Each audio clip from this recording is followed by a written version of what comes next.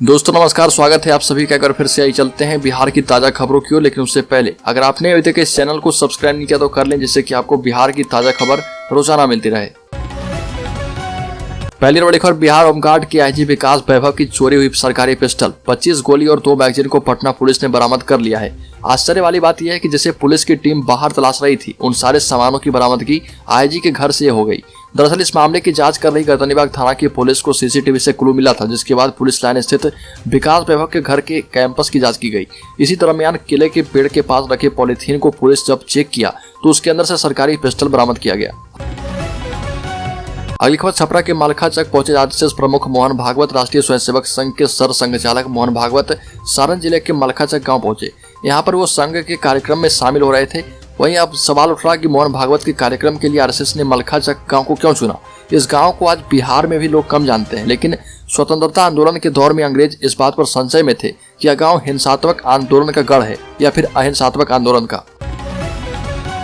अगली खबर, आज से गंगा जल पिएंगे राजगीर के निवासी नालंदा के मोतनाचे में 3 बजे सीएम नीतीश कुमार ने गंगा जल आपूर्ति योजना का उद्घाटन किया।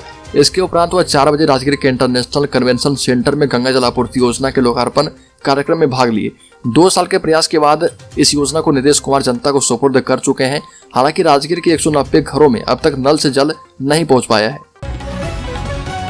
अगली खबर, आरजेडी के राष्ट्रीय उपाध्यक्ष बोले सवर्णों को 10% रिजर्वेशन गलत है। उदय नारायण चौधरी ने कहा कि गटर में घुसकर काम करेंगे क्या। आरजेडी के नए राष्ट्रीय उपाध्यक्ष ने सवर्णों को दिए जा रहे आरक्षण पर बड़ा सवाल उठाया। उदय नारायण चौधरी ने कहा कि सवर्णों को देश में 10% नहीं बल्कि टोटल आरक्षण मिला हुआ है। इसे समझना होगा कि संविधान के द्वारा आरक्षण जाति के आधार पर नहीं दिया जाता, बल्कि मुख्य धारा से बाहर के लोगों को सामाजिक गैर बराबरी के कारण दिया जाता है, न कि आर्थिक गैर बराबरी के कारण। एक तरफ उप मुख्यमंत्री Tejashwi Yadav A to Z की बात कर रहे हैं, तो वहीं दूसरी ओर उनकी पार्टी के वरिष्ठ नेता ये सवाल उठा रहे हैं। अगली खबर, बीपीएससी के द्वारा 67वीं पीटी परीक्षा का परीक्षा परिणाम जारी करने के बाद 15 अभ्यर्थियों का रिजल्ट देते हुए इन्हें भी पीटी में पास किया है। 15 और रिजल्ट देने के बाद विवाद और भी गहरा गया है। बीपीएससी अभ्यर्थियों के आंदोलन का नेतृत्व कर रहे छात्र नेता दिलीप कुमार ने कहा कि बीपीएससी ने बिहार के लाखों युवाओं के भविष्य पर जले पर नमक छिड़कने के जैसा काम किया।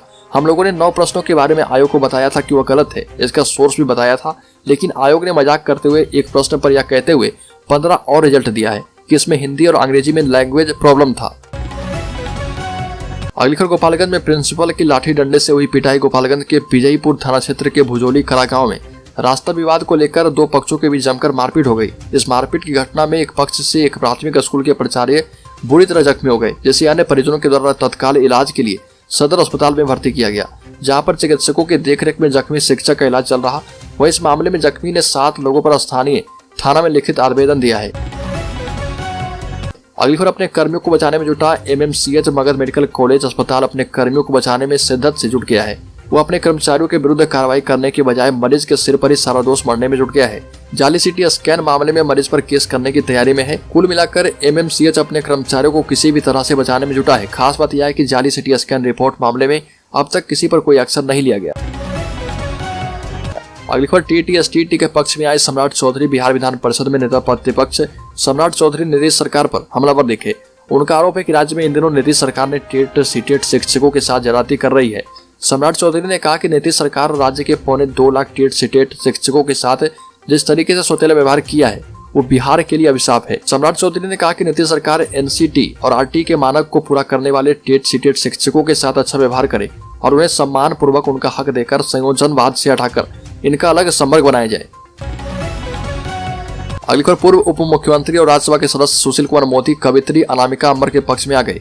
सोनपुर में महिला कवि के अपमान पर नीतीश सरकार को जमकर खरी खोटी सुनाई। सुशील मोदी ने कहा कि सोनपुर मेले में आमंत्रित कवित्री अनामिका अंबर को काव्य पाठ से रोककर नीतीश सरकार ने दिनकर की धरती पर हिंदी कविता, स्त्री और अभिव्यक्ति की आजादी का तीव्र अपमान किया है और उससे बिहार शर्मसार है। अगली खबर, भागलपुर में पत्नी को रिश्तेदार की शादी में जाने से रोक लगाने पर नाराज पत्नी ने दुपट्टे से फंदा लगाकर खुदकुशी कर ली। इस घटना को जहां ससुराल पक्ष के लोग खुदकुशी बता रहे, तो वहीं मृतका के पिता का कहना है कि उनकी बेटी को जबरन फंदे से गला दबाकर हत्या की गई। घटना की सूचना मिलने पर पहुंची हबीबपुर थाना की पुलिस ने शव को अपने कब्जे में लेकर पोस्टमार्टम के लिए भेज दिया है।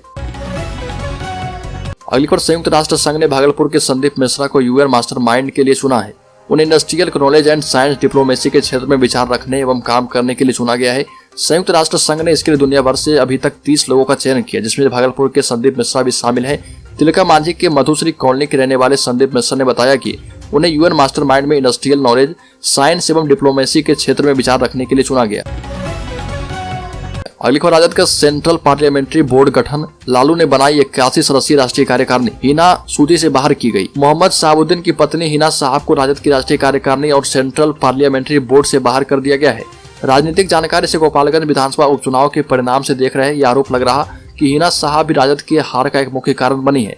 राजद अध्यक्ष लालू यादव के सिंगापुर पहुंचने के बाद बीते 15 नवंबर की तिथि के उनके हस्ताक्षर से जारी राजद की राष्ट्रीय कार्यकारिणी की सूची सार्वजनिक कर दी गई है। लालू यादव के साथ ही कार्यकारिणी में 4 उपाध्यक्ष बनाए गए। अगली बार, दिसंबर में राज्य से कालाजार उन्मूलन की घोषणा की उम्मीद। मुजफ्फरपुर जिला को कालाजार मुक्त जिला घोषित कर दिया गया है, लेकिन यहाँ इस वर्ष जो मरीज मिले हैं उनमें से आधे से अधिक मरीज को सरकार की ओर से मिलने वाली प्रोत्साहन राशि तक नहीं मिली। जिला मलेरिया कार्यालय के आंकड़ों के मुताबिक जिले में इस वर्ष जनवरी से अक्टूबर तक बीएल के कुल 36 और पीकेडीएल के 38 मरीज मिले हैं। इनमें बीएल के 13 और पीकेडीएल के 15 मरीजों को प्रोत्साहन राशि नहीं दी जा पाई। अगली खबर, बीआईपी प्रमुख मुकेश सैनी ने बिना नाम लिए पूर्व सहयोगी दल पर साधा निशाना, कहा कुछ लोगों के कारण संविधान खतरे में है। पूर्व मंत्री और विकासशील इंसान पार्टी के प्रमुख मुकेश सैनी ने कुर्नी विधानसभा उपचुनाव के लिए पार्टी उम्मीदवार के समर्थन में जनसंपर्क किया। इस दौरान उन्होंने तुर्की मोहनपुर चौक, निसार टोला, मधुबन चौक इलाके में अपने पक्ष में मतदान करने की अपील की। इससे पहले तुर्की में संविधान दिवस के अवसर पर बाबा साहब भीमराव अम्बेडकर की तस्वीर पर माल्यार्पण कर उन्हें श्रद्धांजलि दी गई। अगली खबर, बिहार में झोला छाप, चिकित्सक ने 4 महिलाओं के गर्भाशय निकाल लिए, अवैध क्लिनिक सील। बगहा में नीम हकीम खतराए जान वाली कहावत सही हो गई। आपको बता दें कि बिहार के पश्चिम चंपारण जिला अंतर्गत भैरवगंज का झोला छाप डॉक्टर 4 महिलाओं का गर्भाशय निकालने के बाद सहकर्मी के साथ फरार हो चुका है। पुलिस प्रशासन ने उसकी अवैध क्लिनिक को सील कर दिया है, लेकिन इसी जिला में रामनगर के बाद भैरवगंज में इस तरह का कांड व्यवस्था की कोताही को उजागर करता है। इससे पहले भी एक बार यहाँ पर 34 महिलाओं को 10 दिन पहले बिना बेहोश किए ही ऑपरेशन कर दिया गया था। अलीगढ़ पटना में बोले आरएसएस चिंतक राम माधव, हिंदू थे पसमानदा समाज के पूर्वज, धर्म बदला गया। देश में रहने वाले पसमानदा समाज के पूर्वज हिंदू थे। ये बताया गया था इस्लाम में वर्ग विभेद नहीं है, जबकि ऐसा नहीं है। धर्म बदला, परिस्थिति वही है। लंबे समय तक सरकार इस सच्चाई पर पर्दा डालती रही। वंचित जब तक हक की आवाज उठाते रहे तो उन्हें विभाजनकारी बताया जाता था। उक्त बातें पूर्व सांसद एवं राष्ट्रीय स्वयंसेवक संघ के चिंतक राम माधव ने संविधान दिवस पर बिहार विधान परिषद सभागार में वंचित पसमानदा विमर्श एवं समाज विषय पर अपने संबोधन में कही। अलीगढ़ बिहार के +2 व्याख्याताओं के लिए अच्छी खबर है। सरकार उन्हें बिहार शिक्षा सेवा संवर्ग में शामिल करने जा रही है। यह फैसला सर्वोच्च न्यायालय के आदेश के आलोक में किया गया है। बिहार शिक्षा सेवक में +2 व्याख्याताओं के आने से उनके वेतनमान और पेंशन से लेकर अन्य सुविधाओं में इजाफा होगा। इसे लेकर शिक्षा विभाग ने आवश्यक कार्रवाई करते हुए वित्त विभाग और विधि विभाग को पत्र भेज दिया है। अलीगढ़ बिहार में लोहे के पुल के बाद अब पटना में मोबाइल टावर की हुई चोरी, कंपनी का कर्मी बनकर आए चोर। बिहार में चोर आजकल नए नए कारनामे अपने नाम दर्ज करवा रहे हैं। कहीं पूरा का पूरा लोहे का पुल चोरी कर लिया जाता है तो कहीं पूरा मोबाइल टावर ही खोल लिया जाता है। ऐसा एक मामला राजधानी पटना के गर्दनीबाग थाना के यारपुर राजपूताना इलाके में एक मोबाइल टावर की चोरी का मामला सामने आया। टावर घर की छत पर लगा था और कंपनी के कर्मी बनकर आए चोरों ने उसे खोल लिया और निकल गए। मोबाइल टावर की कीमत करीब 19 लाख बताई जा रही। इस संबंध में मोबाइल टावर के कर्मी ने अज्ञात के खिलाफ गर्दनीबाग थाने में मामला दर्ज किया है। अलीगढ़ बिहार में शराबबंदी पर मुख्यमंत्री नीतीश कुमार ने कहा कि पुलिस वालों को पता होता है कि शराब कहां से बिकती है, भीतर की बात सभी जानते हैं, असली धंधेबाजों को नहीं पकड़ते। बिहार के मुख्यमंत्री नीतीश कुमार ने पदाधिकारियों को निर्देश देते हुए कहा कि शराब के असली धंधेबाज को पकड़ें, उन पर कड़ी कार्रवाई करें। नीतीश कुमार ने कार्यक्रम को संबोधित करते हुए कहा कि समाज में 90% लोग अच्छे होते हैं, 10% ही गड़बड़ करने वाले होते हैं। इन लोगों को ठीक करने के लिए सभी को प्रयास करना चाहिए। गड़बड़ करने वालों पर पुलिस कार्रवाई भी करेगी।